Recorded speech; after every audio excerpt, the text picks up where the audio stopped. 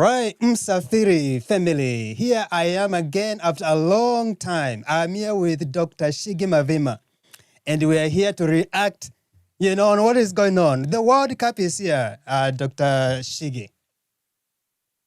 Yes, man, and it's exciting. For the first time, we have 10 African teams. So it's an exciting time. Yeah, it's an exciting time indeed. Yes, indeed. I think when I was growing up, World Cup was a must. I may not be able to watch, all the other games, but when it comes to World Cup, that we definitely had to watch. Absolutely, absolutely, indeed. Yes, sorry. Here, my phone is going off. I need to mute it. I don't know where that is coming from, but let me mute it. Mhm. Yes, but yesterday we had the. Is that my phone? Sorry, fans. I think one of my phones here is going off. I don't know. I think he's listening to me, or you know how phones misbehave. So sorry about that. Right. But yesterday we had a game, Mexico versus South Africa, and something surprising happened. Please, I'll just have you, Shigi, just break the news. And I know a lot of people already know. Right. So one of the things that you saw yesterday that you don't typically see um, is a lot of African fans, particularly sub-Saharan African fans. And I say sub-Saharan African fans because these are folks whose behavior typically would be different. Yes. Uh, so you had a lot of fans from places like Zimbabwe, as the team here will show us in a little bit with the images, or folks from Nigeria. We had folks from the Congo who were openly rooting, some more in jest, but some very vehemently, who were rooting for Mexico against South Africa. Now, this is very interesting because, as you may well know, that there's no African country that's ever won the World Cup. Yes. In fact, the only teams that have won the World Cup are either Western European or South American. Last time was the first time that an African team was in the semifinals. That was Morocco. Yeah. But when it comes to Sub-Saharan Africa, I think we've had three quarterfinalists: Yes. Cameroon, Senegal, and Ghana in 2010. Yes. So because of that reason, and just sort of like Pan-African sentiments, people tend to root for whatever African team is playing at the time. Sure, you have some rivalries like Nigeria versus Ghana, but for the most part at the World Cup, a lot of those things are suspended and we just root for, such that in 2010, that match against Uruguay, Ghana versus Uruguay, they were doing that for, even the song is Time for Africa, even though it was specifically South Africa. Yes. So routinely, it's like this. So this idea of folks rooting against or even being not caring, is not something that we see a lot of times. But we saw that yesterday. Yes, it's and do you think it's within rights these sub-Saharan countries to just vouch for Mexico, despite of I mean, you know what I mean? Is it right or wrong? Yes. Is it right or wrong? Is a very interesting question. I think football fandom and football fan behavior, yes, speaks to the moment, is an expression of the moment unto itself. So when you say right or wrong, I think that the things that are wrong, I think are things that are legally wrong. You know what I'm saying? When it comes to fandom, you know what I'm saying? If it gets violent, if it gets, if it starts to break laws, then I think that's wrong. Otherwise, if fans are expressing how they feel at the time, yes, well, that's how they feel. You know what I'm saying? So, so it's hard for me to say it's wrong or right. Yes. Because, they don't typically do this. They are reacting to something that's happened in this moment. Yes. In fact, I'll use a quote out of apartheid era South Africa to situate this, which is there's a gentleman named Dennis Brutus, who was one of the leaders of, I think he led a group called Sunrock, which was pretty much a group organizing for the boycott of South African sports. And he would say, the statement that they would say is like, no normal sport in an abnormal society. So the reaction here is I don't want to put it in terms of wrong or right. I'll put it in Yes. terms of abnormal or normal. And this is not like a typical reaction because typically folks are supporting whether it's South Africa, whether it's Senegal, Yeah. whoever goes to the World Cup. But there's something that's happening right now, and of course, not to beat around it. It's really because of the recent flares of xenophobic violence, particularly targeting African immigrants to South Africa, and then Yes. almost. What is different about this is the seeming intellectualization of it, where people are being interviewed and they're Mm. arguing their case. In fact, for the first time, I've seen a lot of people that I know from South Africa that I met in academic spaces who seem to be sympathetic to some Yeah. of these homophobic things. Back in the day, it was always like if it's happening on the streets or whatever, Yeah. then maybe in the halls of academia, it didn't sound like that. But for the first time, I'm seeing other people that I'm saying like, wait, even you are saying like, yeah, you know. Right. So people reacted to that. So people reacted to that. In fact, a lot of people were excited for this game Yes. because if you remember, the 2010 World Cup started with a Mexico versus South Africa game as well. Mm. You know, that Yeah. famous Shabalala goal. So that when it was now in Mexico, that was also the opening match. There was a lot of excitement when the schedule was first published. Then, as this was happening in the past month or so, Yes. the tone started to change a little bit among Africans, indeed. Yes. The last time we had this conversation about xenophobia behavior that has been taking place in South Africa, during that time, did you even ever imagine this actually Africans taking it to this extent and protesting in this way at the World Cup level? You know, it didn't occur to me. It didn't occur to me. Mm. Interestingly, the reason why such a reaction is on my radar was Yes. something that I would consider Mm. is actually because of South Africa itself, and I'll tell you why in a Please. Mm. in a moment here. But no, I didn't necessarily think that. I thought maybe it would boil over because I think even if this happens, if this World Cup happens, say that moment subsides and this World Cup was happening in like 6 months' time, I think we would hear a very different tone because Yes. again, the rest of the continent loves things of South Africa, right? The rest of the continent, first of all, from whether it was the frontline states, that investment in making sure that South Africa apartheid ended, to the fact that Amapiano may be global now, but it Yes. really started to resonate across Africa, Mm. and other even in immigrant communities within South Africa before it really popped off, right? A lot of Yes. these players, Ronwen Williams, their goalkeeper, is a darling of AFCON, and things like this. So many things. Casper, the AKAs, all these people are darlings. Yep. So, any other time, So, Yes. but the reason why I didn't think this was totally unexpected entirely is because South Africa itself has set the precedent for this. Mm. What I mean by that is when South Africa, when their rugby team, the Yes. Springboks, right? If you've watched the movie Invictus, or if you just know that history, I you have know I've that I've watched that movie. I think in my freshman year at college. absolutely right. Yeah. I don't know if you remember the storyline, and this is actually based. They were able to work this in, and it's a little subtle. If you remember at the beginning of the movie, the black South Africans, because this Mm-hmm. is soon end of apartheid, were actually not rooting for the Springboks, their Yes. national team. They Yeah. were rooting for the opposition. In fact, for many South Africans of a certain generation, their preferred team was New Zealand, which was South Africa's biggest rivals, because to them, South Mm. Africa Springboks represented the apartheid state. Yep. So there was people would show up to these games to root for the opposition when it Yes. represented the thing.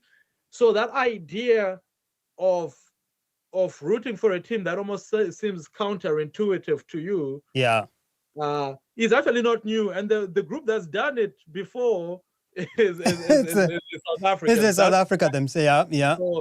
So it seems like the perpetuation of the same thing. That, like, honestly, all things being equal, we would want to be supporting you, but if you're treating us like this, then Yes. our Yeah. sympathies are over there.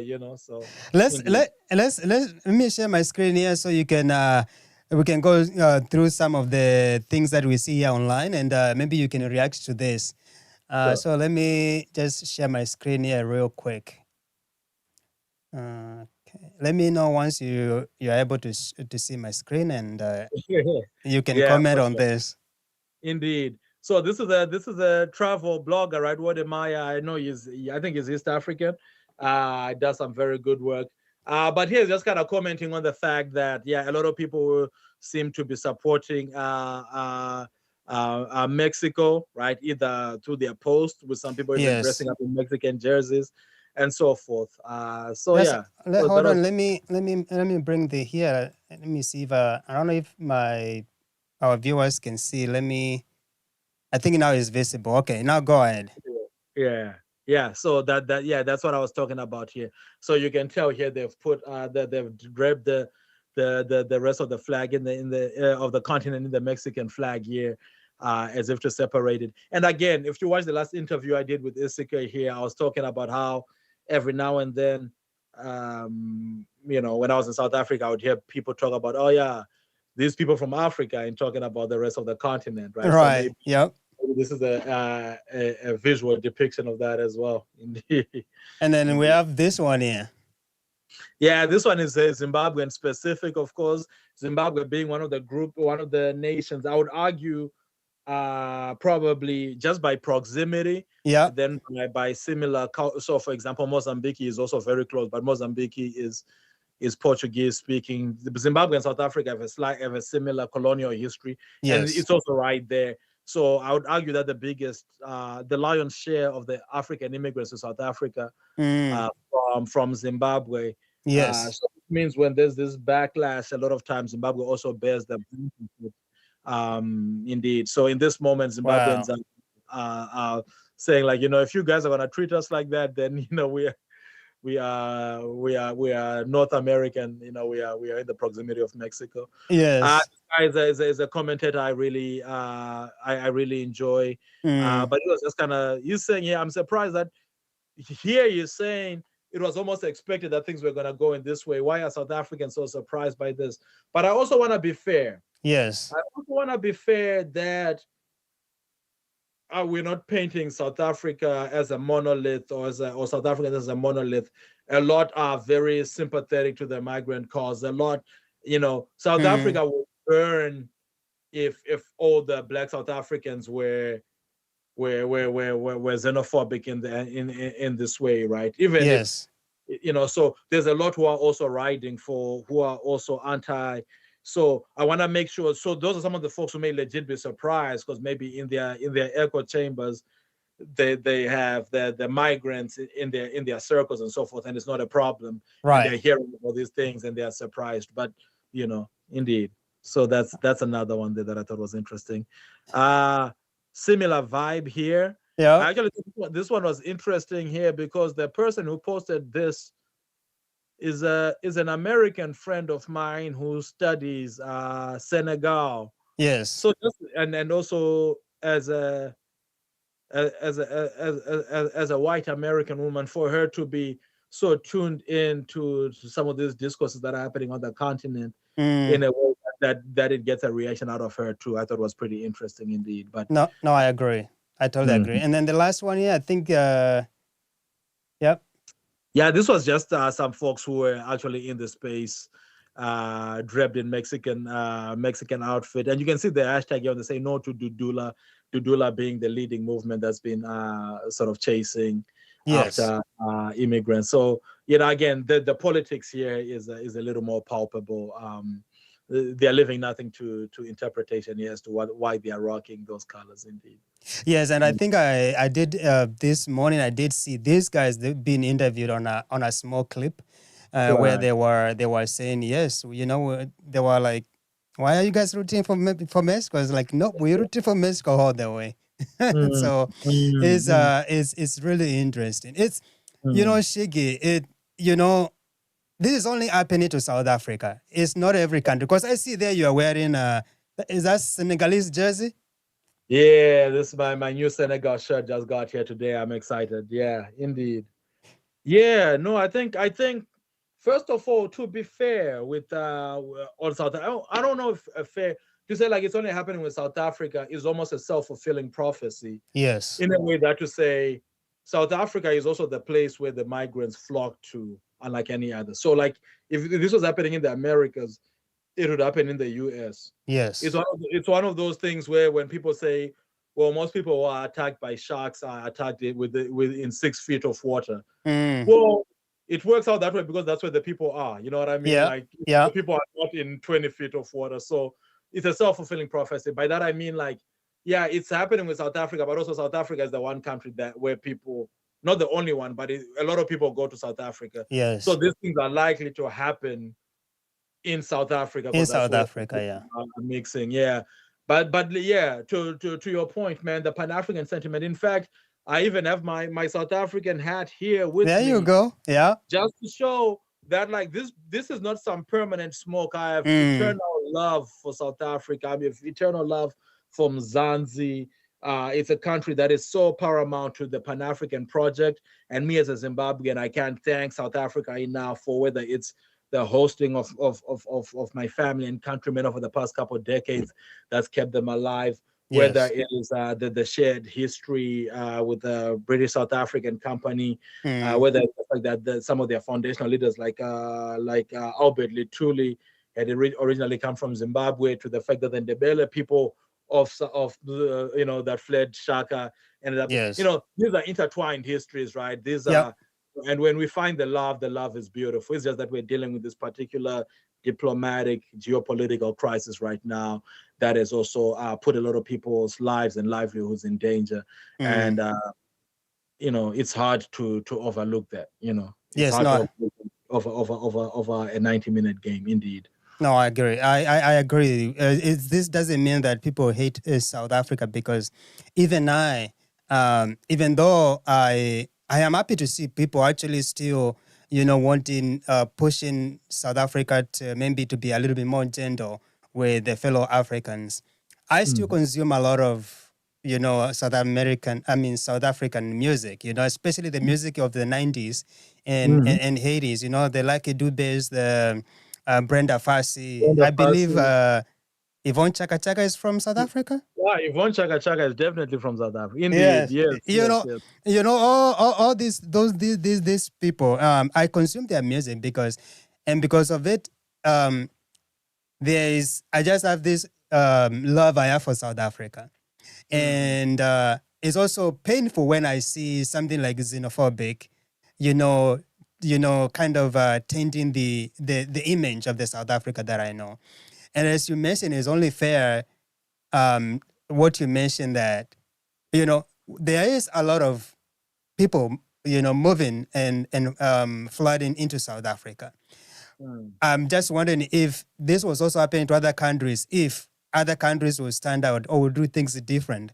But that is yet to maybe to be seen. I know too, like in Kenya, we get a lot of immigrants from other places as well. Mhm, mhm, Um, but the truth is as these things happen, um, mm. is sometimes it can be hard for nations to strike a balance. Yesterday, I told you I was in a wedding, and I met a guy who is from Rwanda or Burundi somewhere, and he Okay. told me he lived in Kenya for some time, Mm, and he tried to get like a national ID, and he couldn't get it. mm, And he had to move to Tanzania, to Zambia, to Zimbabwe, to Mozambique, all these countries. Although he ended up in South Africa, and in mm. South Africa, then he ended up coming to the United States. And so you see these people who are moving, and so these nations are kind of faced by the dilemma of, these are our people. Do we give Uh, them these national IDs, and where is the balance? So I can see the absolutely. dilemma there, but it's something to be figured out. Absolutely, and indeed. So, we can talk about the nation making of South Africa, and go back to some of the separations that happened due to apartheid in the Bantustans, and the sort of how South Africa is the most unequal country when it comes to incomes, as a Yes. reason for as part of the things that feed into some of these things. But none of these things are pathologically only South African, right? Because, Mm, like I said, it's also become from an excess of a relative excess of wealth that a lot of people go over there. But I mean, when you look at the story of why they say Ghana must go with mm, those bars in West Africa. When you look at Zimbabwe, the fact that people from Malawi to this day are referred to by pejorative terms like Mabwidi or Mabrandaya, which has maybe similar connotations to Makwere Kwere in South Africa. Yes. Right? Or when you look at even the conversations that happen in Western Europe that are happening in the US around immigration, none of this is pathologically. It just happens that a lot of times when a country is, people flock to a more economically better off space. And those are the sites in which these conversations happen. That's true. Why am I saying this to say, well, I'm not saying this to take anybody off the hook or whatever. It's just to say, when we are confronting it right now, we fight the fight we are fighting right now. You know, the fact that other people could possibly do it, or if the shoe was on the other foot, it would be the same or it would be different. Well, we'll fight that battle when we get to it. But right now, I this agree. is the fight we are fighting right now. You know what I mean? So Yes. This is not to pathologize South Africa as this, you know, these guys are so anti everybody, but it's the problem that we're facing right now. So we're fighting that. No, I agree. So now that you have a Senegalese jersey on, are you rooting for Senegalese all the way? You know, yes. So on my channel, on the Pan-African Conversations, I just had a conversation with a brother named Fruity Salvation, who's a soccer blogger from Nigeria. Yes. And we were just talking about how we feel like the African teams are going to be doing. And Senegal was my favorite of the bunch. Yeah.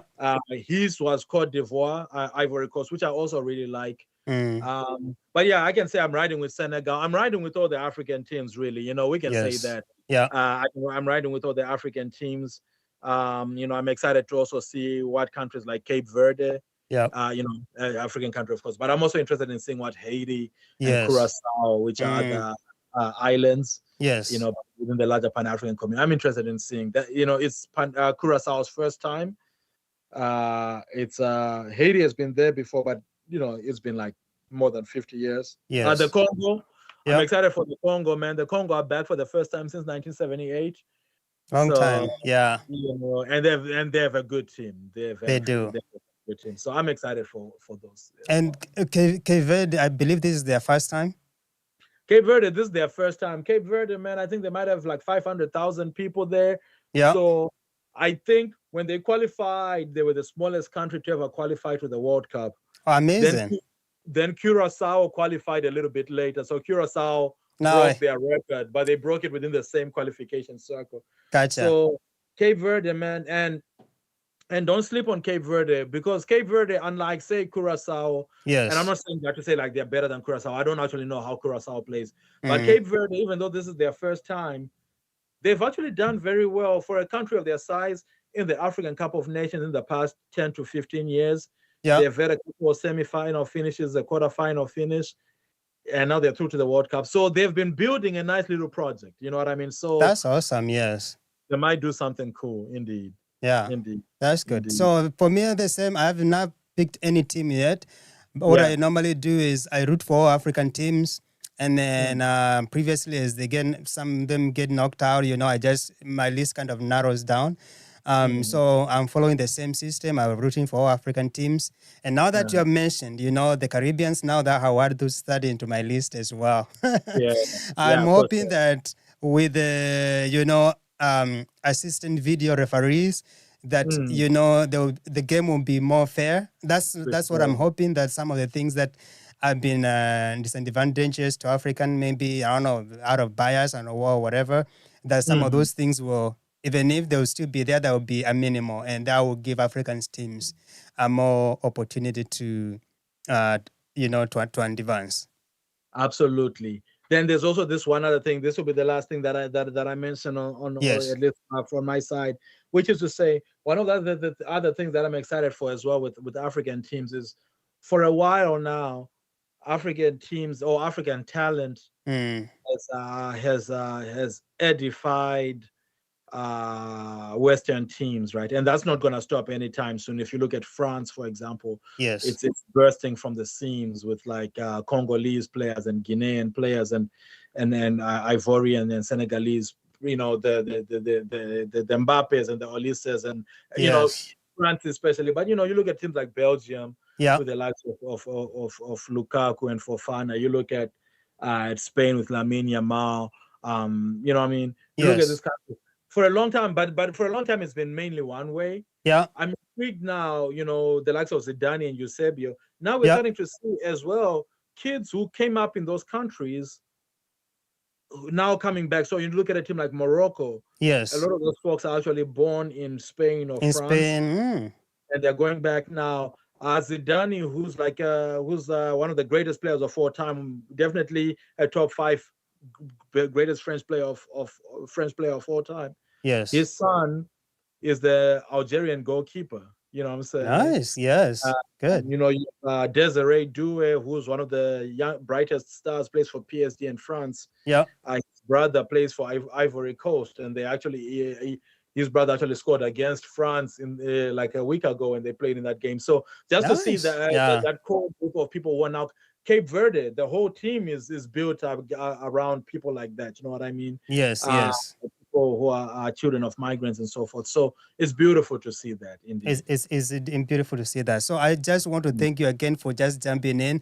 We just For wanted sure. this to make this short because there's already a game. Canada is playing Bosnia and Herzegovina right now. It looks like here Canada is losing 0-1. So we will end this, and so we can get an opportunity to watch that game. And as these games progress, I'm hoping that we'll be able, maybe if something else develops, we jump in and get a comment from you, Dr. Shigi. It's Indeed. always been a pleasure. Thank you, brother. Thank you. All right, sounds good. We